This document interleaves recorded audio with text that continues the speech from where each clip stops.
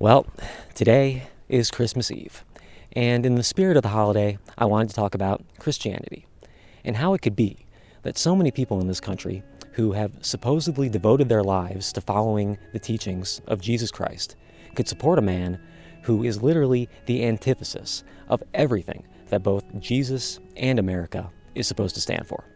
I mean, Jesus would not be in favor of cutting food stamps. He wouldn't be in favor of kicking people off of their health insurance. He wouldn't be in favor of cutting pediatric cancer research or blowing up random fishing boats overseas. And he definitely wouldn't be in favor of rounding up poor people in the streets and shipping them off who knows where. So how could it be that a majority of people who identify as Christian in this country both voted for and support Donald Trump? I mean, on its face, it seems like a complete contradiction. But as a former Christian myself and someone who grew up in that environment, I unfortunately feel like it makes a lot of sense.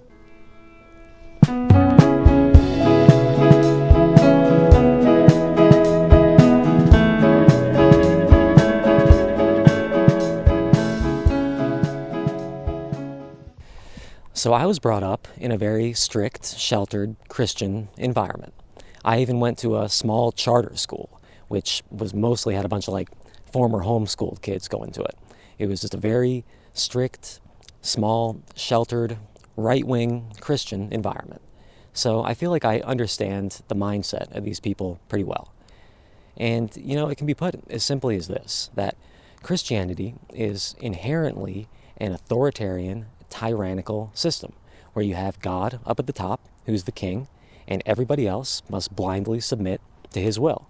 It's a system that heavily discourages asking questions or any freedom of thought.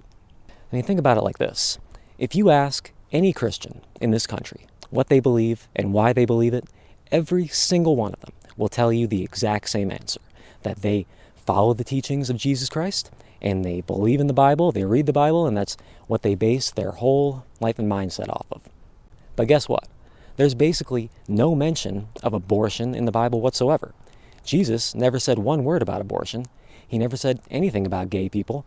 And the only part of the Bible where it even says anything about gay people is right next to other passages where it says that it's a sin to eat shellfish and plant different crops in the same field and sew a shirt with multiple different fibers. Jesus even said himself as well that it would be easier for a camel to pass through the eye of a needle than for a rich person to get to heaven. I mean, Jesus was clearly not a fan of rich people at all.